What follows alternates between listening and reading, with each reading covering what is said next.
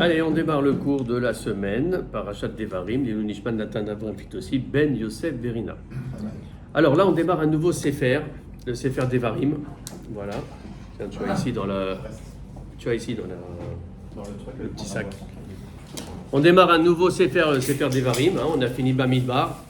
Alors, je vous rappelle que le Bamidbar, donc le désert, c'était toutes les plaintes. Voilà, on a profité d'être dans le désert pour se plaindre. On a fait ça entre nous, au moins en cachette. Au moins les goïms, ils n'ont pas vu que le peuple d'Israël, il se plaint lui aussi. Malgré tout ce qu'il avait, la Shrina avait à côté de lui, les Niflaot, les Nissim qu'il a vu, tout ça, on se plaignait quand même, il n'y a rien à faire. Bon, au moins on l'a fait en cachette, dans le désert, personne ne s'est rendu compte. Voilà, il a fallu passer par cette étape-là, le désert, etc. Là, Sefer Devarim, en fait, on appelle ce Sefer-là Mishneh Torah. D'accord ? Mishneh Torah, ça veut dire que c'est répétition de la Torah. En fait, Moshe Rabbeinu, avant de partir de ce monde, il avait fini son travail, mais il a voulu quand même parler avec le peuple d'Israël, leur dire voilà ce qui va se passer, etc. Faites attention et tout ça. Donc voilà, Sefer Devarim, c'est Mishneh Torah. On répète tout ce qui a été dit. Moshe Rabbeinu a voulu le faire. Le but, c'est aussi d'approfondir. On verra tout au cours des différentes parachiotes de ce Sefer. Le but aussi de ce Sefer Devarim, c'est aussi d'approfondir les mitzvot, parce qu'en fait, les mitzvot, on les a eus, mais il y en a beaucoup que ça va être rappelé, et on va voir que grâce à ça, on va apprendre de nouvelles choses. Par exemple, Zahor et Yom HaShabbat dans Parashat Yitro, ça va devenir Shamor et Yom HaShabbat dans Vaetranan. Donc là, du coup, on a compris Zahor et Shamor, Bedidbour Echad, comme on dit dans les Chadodi, qu'il y a les deux. Il y a le Zahor dans le Shabbat, il y a le Shamor. Il faut se souvenir, et ça c'est toute la semaine, on doit se souvenir du Shabbat. On doit, quand on achète quelque chose, lire votre Shabbat. On prépare nos affaires pour le Shabbat. On va faire les courses pour le Shabbat. Tout ça c'est Zahor et Yom HaShabbat. Shamor et Yom HaShabbat, ça c'est le jour du Shabbat. Le fait qu'on va faire attention à toutes les lois négatives et le fait d'aller à la Beth HaKnesset et d'écouter le Sefer Torah, etc. Tout ça, c'est Shamor et Yom HaShabbat. Alors, Sefer Devarim, cette paracha Devarim, ça va être les remontrances. C'est pour ça que le cours, ça s'appelle « Comment savoir accepter les remontrances ». Effectivement, on va voir que, comme je vous l'avais dit, c'est Mishneh Torah, c'est répétition de la Torah. Et en fait, Moshe Rabbeinu, qu'est-ce qu'il va faire ? Il va rappeler tout ce que le peuple d'Israël il lui a fait subir, parce que le pauvre, il a quand même très dur d'être un dirigeant du peuple d'Israël. Vous savez que à l'époque où c'était, je crois que c'était Begin, qui était le Rosh Memchala, quand il était reçu par le président, je crois que c'était, comment il s'appelle, Carter, à l'époque, de trucs, ouais. Il lui disait, Carter, il lui disait, vous savez, vous ne pouvez pas savoir comme c'est dur d'être président de 350 millions de citoyens. Ouais. Et Begin lui a répondu, alors vous ne pouvez pas savoir comme c'est pas évident d'être président de 6 millions de présidents. Il n'y avait que 6 millions à l'époque d'habitants, mais c'était tous des présidents. On le voit là. On voit bien qu'aujourd'hui, on n'est pas content, on ne veut pas, il y a eu des élections, mais ce n'est pas grave, on veut que ce soit différent. Bon, c'est la démocratie, etc. Alors voilà, Moshe Rabbeinu, c'était la même chose. C'était le chef donc, du Ham Israël. Et comme tout chef, il a subi toutes les plaintes et les trucs, il n'en pouvait plus. Et lui, il aimait tellement le Ham Israël que tout ce qu'il faisait, c'est il essayait d'avoir la clémence d'Hachem pour pouvoir effectivement sauver ce peuple. Parce qu'à un moment donné, Hachem il a dit non, je vais les détruire ce peuple et je vais refaire un peuple avec toi. Il a dit je préfère que tu m'effaces de ta Torah. C'est pour ça qu'il y a une paracha, c'est Vayetse, qui n'a pas son nom. Mais il a dit, je préfère que tu m'effaces. Tellement qu'il aimait le peuple d'Israël. Donc voilà, c'est les remontrances. Et effectivement, ça commence par ça, puisqu'effectivement, mon cher Rabbeinu, il va rappeler au peuple tout ce qu'il a fait subir. Vous vous rappelez, dans cet endroit-là, vous m'avez fait subir ça, et là vous êtes plein parce qu'il n'y avait pas d'eau, et là vous êtes plein parce que vous avez faim, et il n'y avait pas de la viande à manger. Alors que la manne est tombée, la manne elle avait tous les goûts, il y avait la shrina qui était tout le temps avec nous, avec la nuée. Et malgré tout ça, vous vous plaignez. Et voilà. Alors donc, on va parler effectivement des torerot, des réprimandes. Il faut savoir que dans Vayikra, c'est marqué Ocha teria et amitera. Tu dois réprimander ton prochain. Il y a un ordre dans la Torah qui dit tu dois le réprimander quand, bien sûr, il y a besoin, etc. Et Shlomo Meller, qu'est-ce qu'il rajoute? Il rajoute que dans Michelet, dans les Proverbes, il dit Sonnet torerot yamut. Il dit carrément celui qui hait les remontrances, les reproches, il mérite la mort. Il mérite la mort.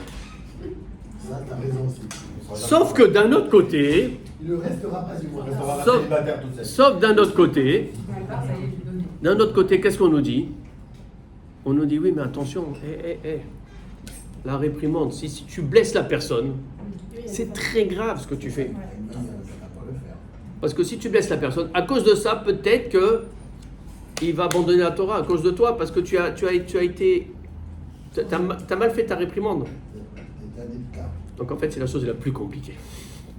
Bon, c'est comme vous dites, le chinour des enfants, etc. Est-ce qu'on a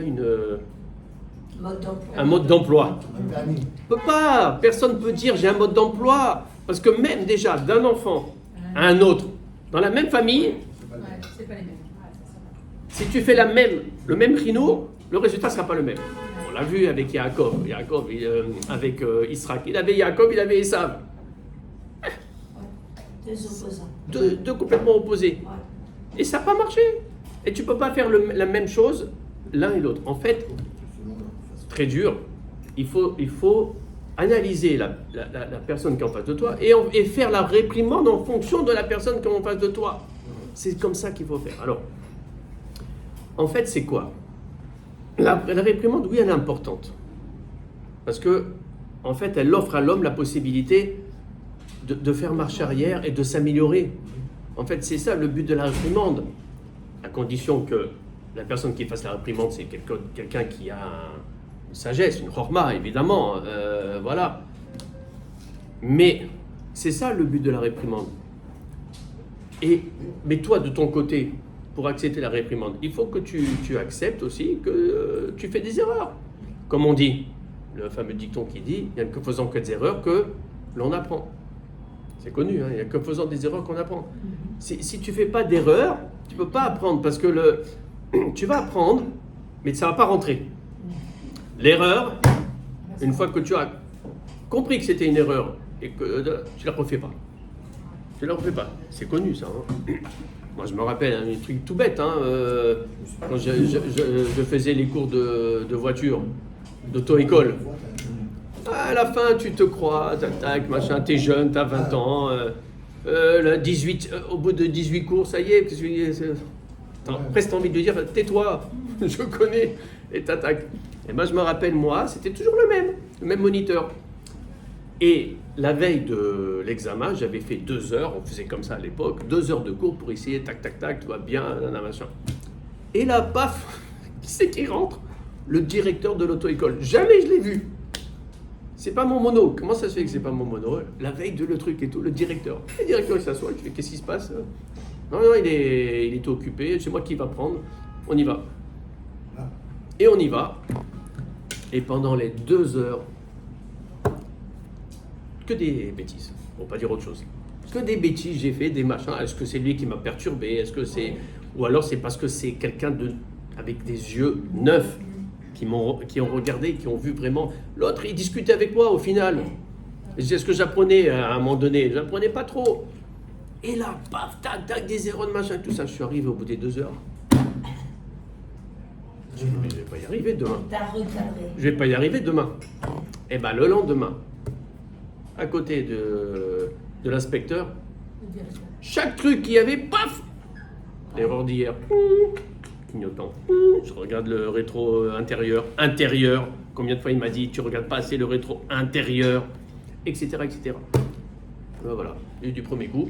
Pourquoi? Grâce à ces 2 heures où j'ai fait que des erreurs. Mais là, on accepte. Pourquoi? Parce que c'est le professeur, c'est le maître. Nous, on est l'élève. On ne peut pas lui dire hey, tais-toi, je connais les choses. On se tait, on accepte la remontrance et elle est bénéfique. Elle est bénéfique. Alors, vous avez compris le système? Ouais. Yom Kippour, c'est ça. Hein. Yom Kippour, c'est quoi en fait Yom Kippour? On fait tchouva, on fait pénitence, on se repentit. Mais en fait, toute la journée, on lit des choses, que des remontrances sur les fautes qu'on fait. Et j'ai péché, et j'ai truc, et j'ai khatati, et pachati, etc. Et j'ai volé, et j'ai menti, et j'ai machin. Et oui, mais il faut que ce soit, pour faire un bon Yom Kippour, il faut que ça rentre bien tout ça.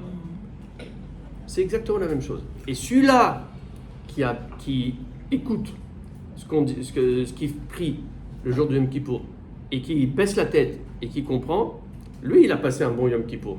Lui, il va passer de bonnes fêtes de Sukkot, il va être joyeux après. Parce qu'après, évidemment, on a la joie qui vient. Quand on accepte les remontrances, après, c'est bon. On a la joie. Mais ça, c'est toujours le même travail, c'est-à-dire contre son orgueil, contre son ego. Toujours le même travail. Hein. La Torah, c'est que ça. Hein. La Torah, tout le travail de la Torah, c'est ton Yetzer Hara, c'est-à-dire ton orgueil, ton je, moi, je. C'est le propre de l'être humain, c'est moi, je. Eh ben non. Comme il a dit ce matin, effectivement, David, il faut donner à manger à l'autre, et l'autre, il va te donner à manger à toi. Mais si toi, tu essayes avec un truc de donner à manger, ça ne marchera pas. Toujours la même chose, essayez, effectivement, Ve'artalecha kamora, Ze'akral baTorah, tu aimeras ton prochain comme toi-même, c'est toute la Torah. C'est toute la Torah. Donc voilà, la réprimande, il faut la prendre comme ça.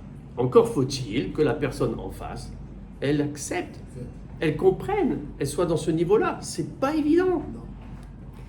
Et pour cela, je vais vous donner un exemple. Un exemple très connu, c'est Shlomo HaMelech. Shlomo HaMelech, il a mis 7 ans pour construire le temple, le Beth Amikdash. C'était le premier. Hein. Shlomo HaMelech, c'était le premier Beth Amikdash. On sait que c'est David HaMelech qui était à l'origine. C'est David qui a tout fait pour... sauf que Hachem, il a dit, toi, tu pourras pas, tu as trop de sang dans tes mains, tu as été un combattant, un soldat, tu as fait des guerres, des machins et tout ça. Grâce à ça, tu es devenu le roi de tout Israël, parce que ce n'était pas le cas avant. Il n'était que de la tribu de Yehuda au début, puis après de tout Israël. Donc il a réussi à faire cette unification. C'est la chose la plus importante, l'unification. L'ardoute, c'est la chose la plus importante. Mais ce sera ton fils qui va construire, parce que lui, il n'a pas du sang dans ses mains. Et Shlomo HaMelech, par le sroud de son père, c'est quand même le mérite de David, hein, c'est lui qui a construit. Il a mis 7 ans pour construire le temple.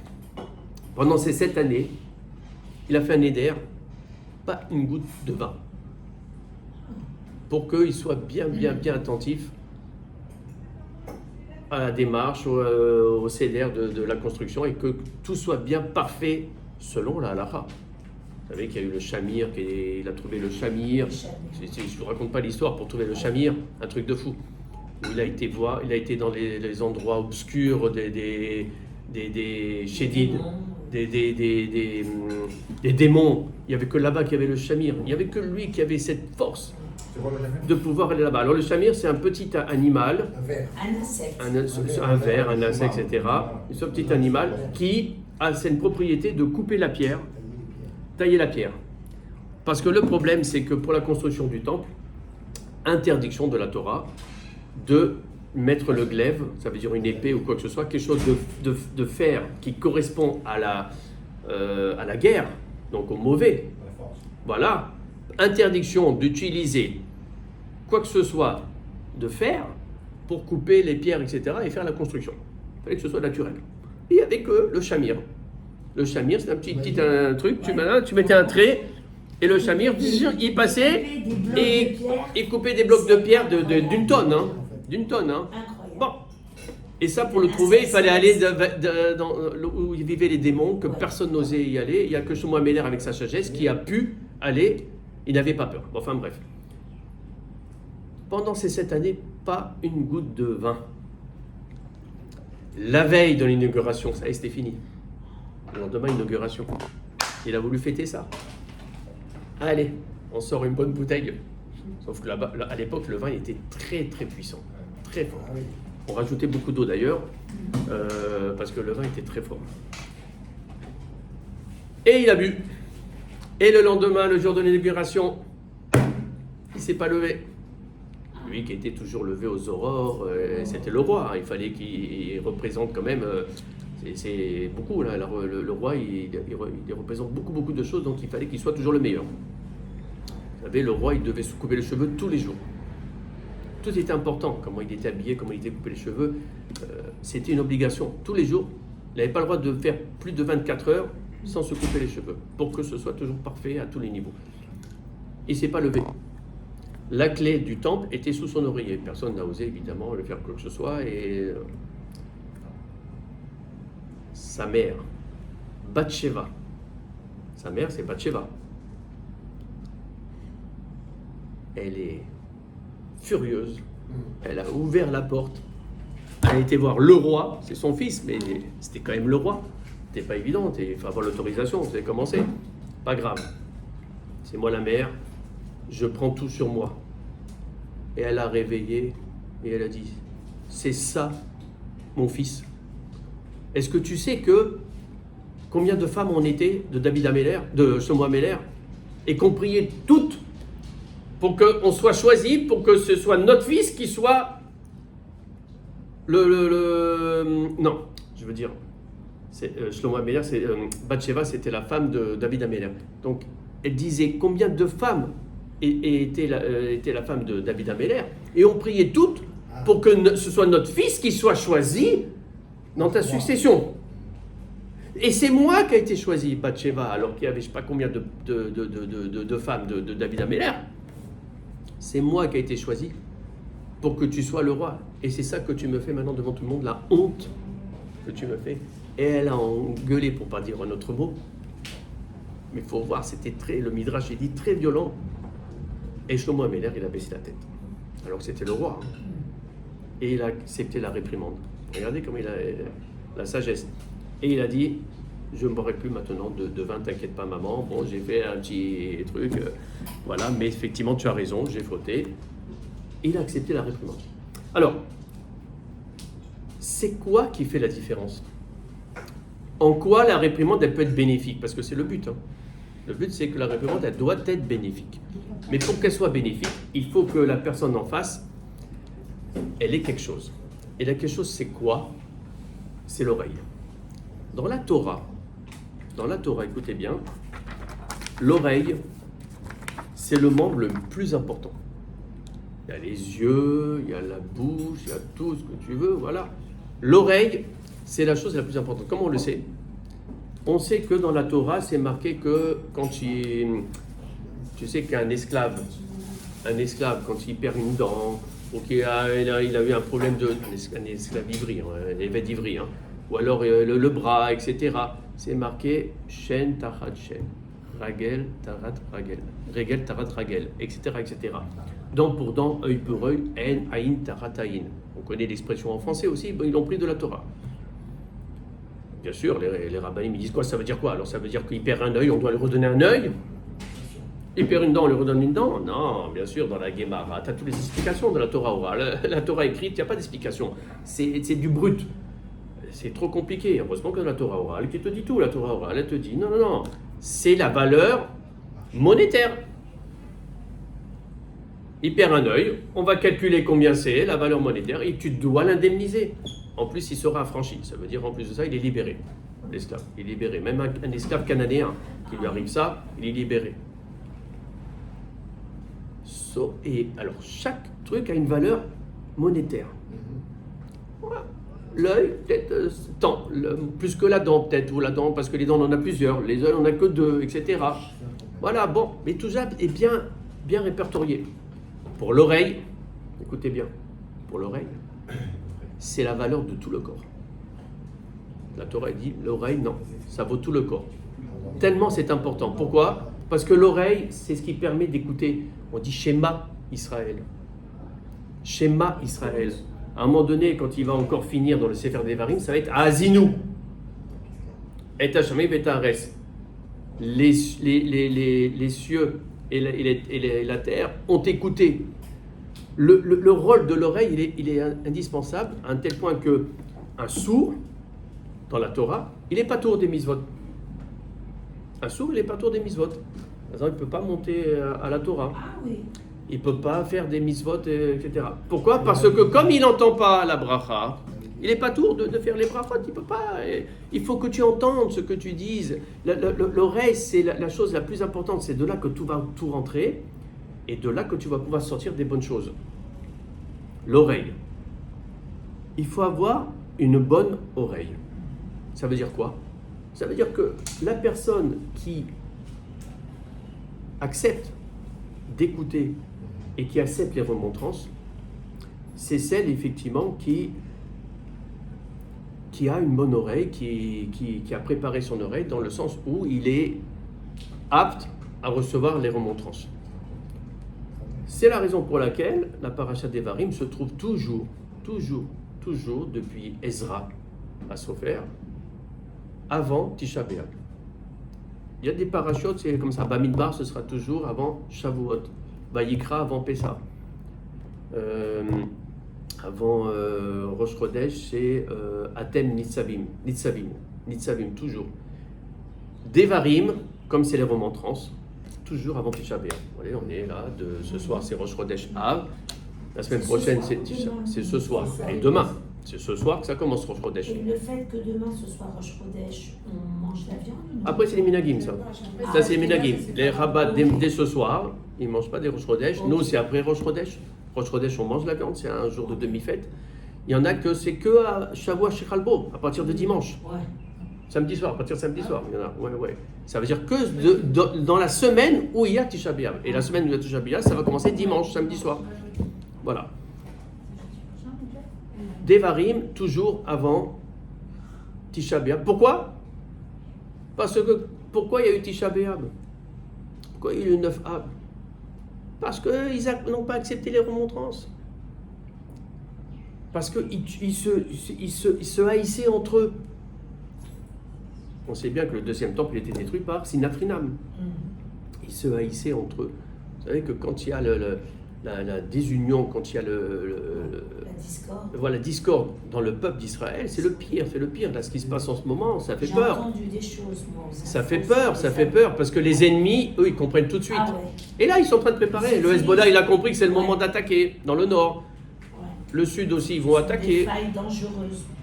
Heureusement que dès qu'ils attaquent, ça s'arrête net, il y a l'union, et on gagne la guerre, et amen, dites amen. Mais c'est dommage, pourquoi attendre ça? Venez, on fait l'union avant. Ok, on n'est pas d'accord, mais il faut trouver l'union. Et quand il y a le shalom en revanche, waouh, on attire la shrina. Et même les ennemis le voient tout de suite. Ils font rien. Quand il y a l'union du peuple d'Israël, ils ne font rien, ils ont peur de tout. Les animaux ont peur de nous. Et donc, Tisha B'Av, c'est ça, ils n'acceptaient pas les remontrances, même pire. Et ce qu'ils faisaient avant le deuxième temple, avant la destruction du deuxième temple, ils tuaient les prophètes. Les prophètes, c'est connu. Ils ont tué les prophètes qui prophétisaient. Maintenant, c'était juste des kélim, ils prophétisaient. C'est Hachem qui leur a dit, tu vas dire au peuple de faire attention, de faire tchouva, sinon tout va être détruit. Et le prophète, il allait dans les villes, il disait, mais stop, arrêtez ce massacre. Le temple va être détruit, le temple va être brûlé. Qu'est-ce que tu racontes, toi, que c'est machin? Et à la fin, ils en avaient tellement marre, le roi, allez, prenez ce prophète, on le brûle. Combien de prophètes ils ont brûlé? Des prophètes, des Nevi'im. C'est ça, Tisha B'Av. C'est pour ça que toujours Dvarim, c'est avant Tisha B'Av.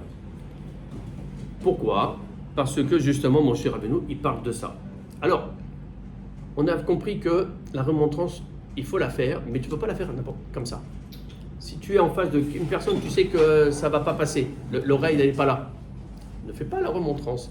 parce que là, ça va être le contraire. Tu vas le blesser, parce qu'il ne comprend pas la chose. Mais en revanche, quand c'est un maître avec ses élèves, oui, il peut faire la remontrance. Quand c'est un patron avec ses employés, oui, il peut faire la remontrance. Parce qu'eux, ils vont accepter la remontrance, et c'est normal.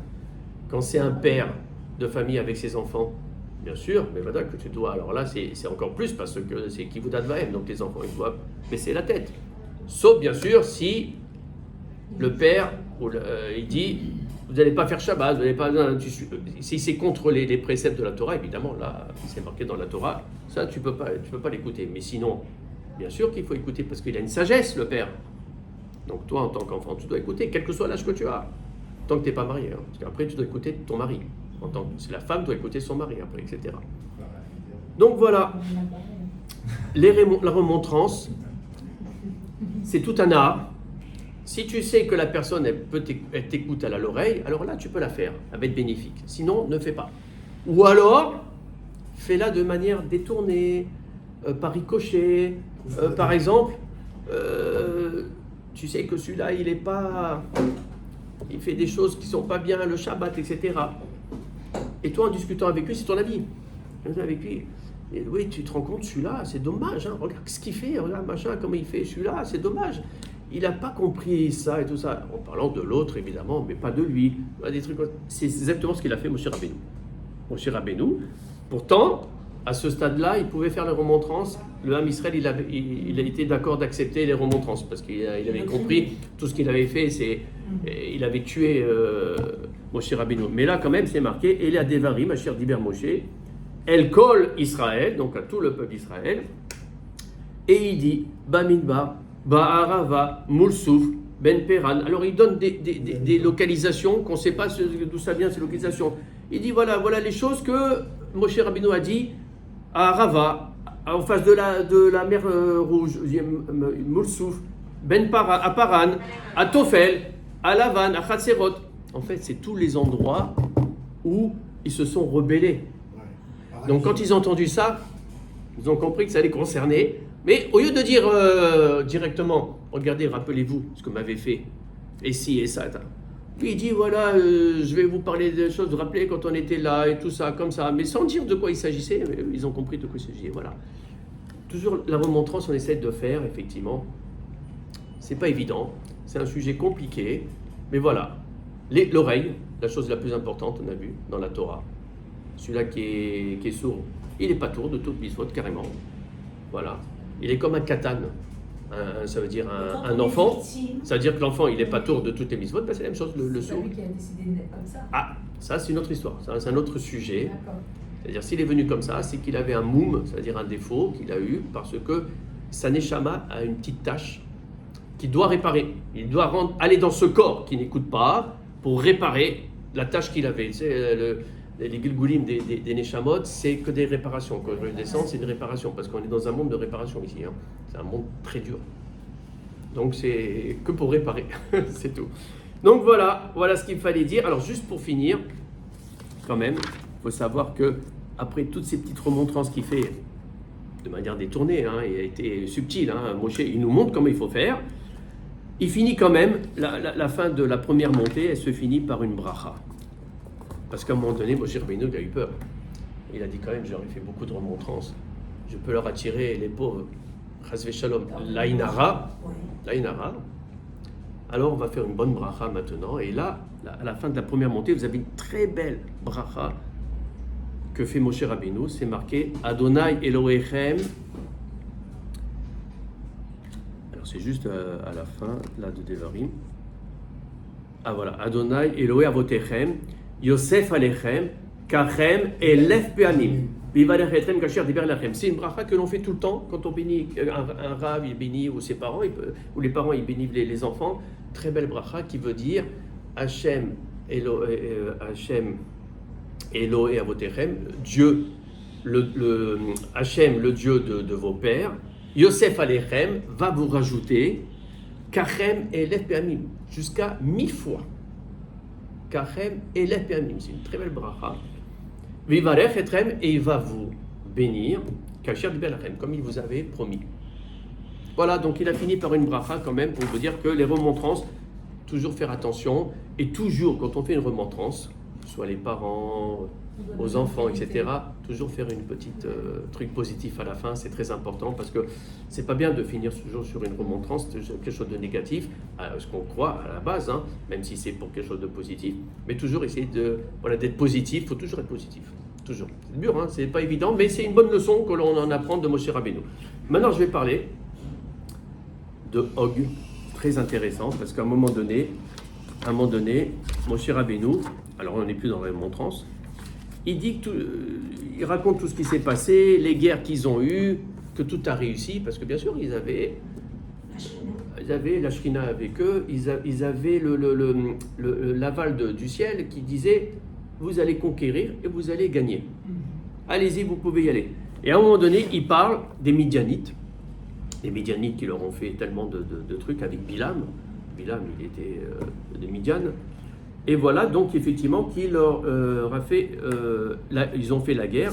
Alors il y avait deux grands rois, Siron, Melech Haïmori et Og Melech Abashan. Deux grands rois, c'était des géants de la tribu des Réphaïm de l'époque. Et c'est vrai que là, Moshe Rabbeinu, il rappelle ces victoires qui ont fait un tremblement de terre dans tout le monde entier, quand ils ont entendu que le peuple d'Israël il a vaincu ces géants-là, qui étaient rois, etc. Ils ont compris que tu peux rien faire contre ce peuple. Ils ont Hachem avec eux, tu peux rien faire. Et donc là, il a rappelé, il a dit, vous vous rappelez, on a été d'abord attaqué Siron, on l'a eu, on a eu tout le peuple. Et après, il a fallu attaquer Og. Sauf que là, alors que pourtant c'était Hachem qui disait, vas-y, hein, pas de problème, t'inquiète pas. Qu'est-ce qu'il y a marqué? Il y a marqué Vayomer Hachem Elai, et Hachem il m'a dit Al tira auto, n'aie pas peur de lui. Parce qu'à un moment donné, Moshe Rabbeinu, tous les ordres, il acceptait, mais arrivé à un moment donné à attaquer Og, alors c'est quoi? Un manque de Emouna? C'est quoi? Qu'est-ce qu'on ne comprend pas là, Moshe Rabbeinu? Il est fort, Moshe Rabbeinu. Il n'a pas de Emouna. Qu'est-ce qui s'est passé d'un seul coup qu'il a eu peur? À un tel point que Hachem il a dû lui dire n'aie pas peur de lui, n'aie pas peur de lui. Qui lui a dit auto, car je vais te le donner dans ta main. Tu n'auras rien à faire, je vais te le donner dans ta main. Pourquoi tu as peur? Alors qu'est-ce qui s'est passé? L'histoire de Og et de Siron, elle est extraordinaire. Et il y a le Me'am Loès qui parle de tout ça, juste là, à la fin de cette paracha, puisqu'on parle de Og, et que Moshe Rabbeinu reste longtemps dessus. Alors il faut savoir, vous allez apprendre beaucoup de choses très intéressantes. Og, d'où il vient Og? En fait, Og et Siron, ils étaient les fils d'un ange, Shamchazai, il s'appelait Shamchazai. Il y avait deux anges, écoutez bien l'histoire, qui étaient en haut avec Hachem. Et à l'époque c'était avant Noah, l'époque d'Enoch. À l'époque d'Enoch, il y avait le Hamas, comme c'est marqué dans le Paracha Noah. Ça veut dire que c'était la violence, etc. Et eux, les anges, ils disaient, regarde-moi, c'est à ces êtres-là que tu as donné la Torah. Regarde le balagan qu'ils sont en train de faire. Avant Noah, avant le déluge, c'était catastrophique. Hachem, il leur a dit, mais de quoi vous parlez, vous? Là où vous êtes, vous, là, à côté de moi, vous êtes tranquille, vous n'êtes pas agressé. Il n'y a rien qui peut vous arriver. Si vous descendez en bas, vous allez voir ce que c'est le Yetzer Hara, vous allez comprendre ce que c'est la difficulté de vivre dans ce monde-là, dans le Olam Azé. Qu'est-ce qu'ils ont dit, ces deux anges-là? Ils ont dit, nous on n'a pas peur, il y a Uziel et Shamchazai. Uzaël. On n'a pas peur. Si tu veux, fais-nous descendre, tu vas voir, nous, comment on va te montrer comment il faut se comporter. Ok. Il les a fait descendre. Et voilà que ces deux anges descendent sur terre. Ils descendent sur terre, et à peine ils descendent sur terre que ils sont imprégnés par le Yetzer Hara. Ils n'ont même pas eu le temps de se défendre, quoi que ce soit. Et donc, hop, ils deviennent La débauche, le machin, le truc, des trucs de fou. Et Shamchazai, il a été, effectivement, il a fait beaucoup de débauches, etc. Et il a eu 2 fils. Og et plus tard Sihon. Og, c'était l'aîné. Alors, vous avez bien compris, c'est comme l'histoire d'Hercule. Hercule, vous savez tous les trucs de Walt Disney, ça vient de la Torah. Hein. La pomme de Blanche-Neige, c'est par rapport à Adam et Ève, ils ont croqué la pomme, etc. Et Hercule, c'est la même chose. Hercule, en fait, c'est quoi? Ça veut dire qu'il vient c'est moitié divin et moitié homme. Hein, c'est ça, c'est pour ça qu'il avait ce pouvoir. Ben, c'était exactement la même chose. Puisque, en fait, ces anges-là, ils ont cohabité avec des femmes. Et voilà qu'il a eu Og. Alors, c'est pour ça qu'il était géant. Qu'ils étaient géants, Og et Sihon. Ils ont eu Og, qui était très fort et géant parce qu'il était moitié ange, il avait une origine ange, etc. Et Og, il s'est passé beaucoup de choses. Quand il y a eu l'arche de Noé, tous les trucs sont rentrés. Il n'y a que la famille de Noé qui est rentrée dedans. Et Og, lui, il a compris qu'il allait avoir le déluge, qu'ils allaient tous mourir. Qu'est-ce qu'il a fait? Il s'est accroché. Il n'a pas pu rentrer, il était trop gros n'importe comment. Et Noah ne voulait pas. Mais il s'est accroché. Il s'est accroché à l'arche. Et c'est comme ça qu'il a pu vivre et survivre. Et il a survécu au déluge, accroché à l'arche. Et Noah avait même, par Ruach Kodesh, une autorisation de donner à manger, même à Og, à travers une petite fenêtre. Alors donc ça veut dire qu'il y a eu quelque chose quand même. Comment ça se fait que Og il a eu ce srout? Comment ça se fait qu'il a eu ce srout d'avoir effectivement l'accord d'Hachem de pouvoir continuer à survivre? Ben, le but c'était quoi? Le but c'était qu'il y avait quelqu'un qui pouvait raconter comment c'était la vie avant le déluge. Et Og il pouvait le faire. Il avait vécu avant. Quant à Sihon, alors Sihon, l'histoire en fait c'est quoi? Sihon c'est que en fait il provient de l'adultère de Shamchazai avec Ham. L'un des enfants de Noah, c'était Ham. Et de la femme de Ham, je veux dire. L'un des enfants de Noah, c'était Ham. Shamchazai, il a réussi à avoir une union avec la femme de Ham juste avant qu'elle rentre dans l'arche. Ce qui fait qu'elle est rentrée dans l'arche, 3 mois après, elle est tombée enceinte. Or, il y avait une loi dans l'arche, comme il y avait le Maboul tout autour, interdiction de cohabiter. Même entre les femmes et les hommes, entre eux qui sont maris et femmes, interdiction pendant des périodes comme ça, de cataclysme et tout ça, tu n'as pas le droit, tu sais, il y a des règles, etc. Alors, or là, elle est tombée enceinte, donc c'est un problème. Alors, il a fait semblant, Ham, il a compris l'histoire, il a compris qu'il y a eu quelque chose, il a fait semblant de cohabiter avec elle pour dire que c'est mon fils, mais c'est pas ça. Et en fait, Sihon, il est né dans l'arche. Et c'est le frère de Og. Et voilà comment les deux, ils ont survécu. Mais le plus important, c'est Og. Alors Og, il a eu ce srout, voilà, d'être à l'extérieur, d'avoir survécu au déluge. Et après, l'histoire, elle est longue encore, on ne va pas tout raconter, mais il faut savoir que Og, il était, après le serviteur de Nimrod. Nimrod, c'était l'homme le plus puissant après le déluge. C'est l'homme le plus puissant. Et on est déjà à l'époque d'Abraham, là. On est déjà 10 générations. Il a vécu énormément. Og, il a vécu énormément. Et à l'époque d'Abraham, c'était le serviteur de Nimrod. Et quand Abraham, il a réussi à faire la fameuse épreuve de Ur-Kasdim, où il est rentré dans un four avec la fournaise, avec le charbon ardent, etc., et qu'il est ressorti intact, aussi bien lui que ses amis, Nimrod, il a compris que là, c'était effectivement quelque chose avec Hachem, et il lui a donné en cadeau Og. Et en fait, Og, c'était Eliezer. Le serviteur d'Abraham, c'est Eliezer.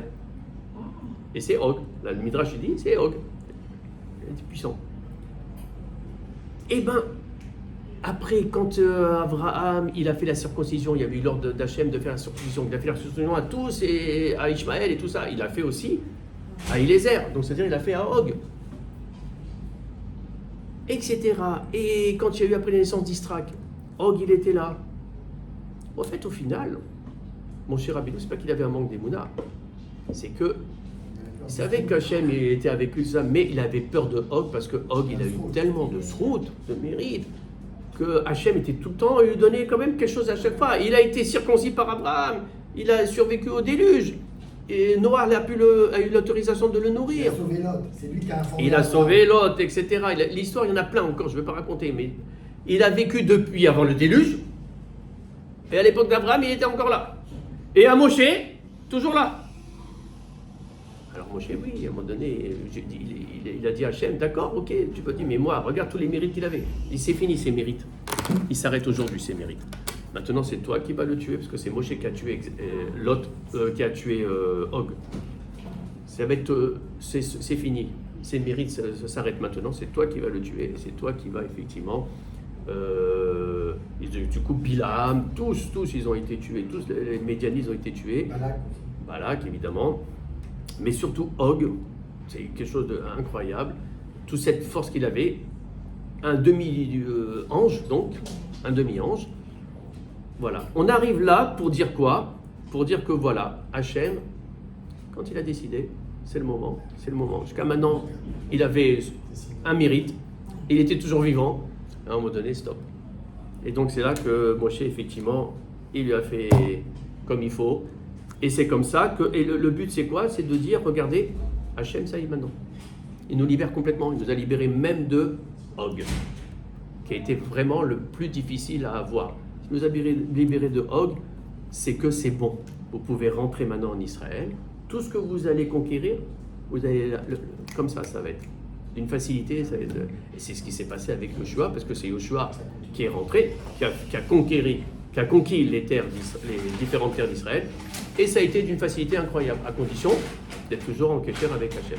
Alors espérons toujours qu'on soit en kécher avec Hachem et qu'on aura toujours la bracha et la réussite grâce à Hachem. Amen.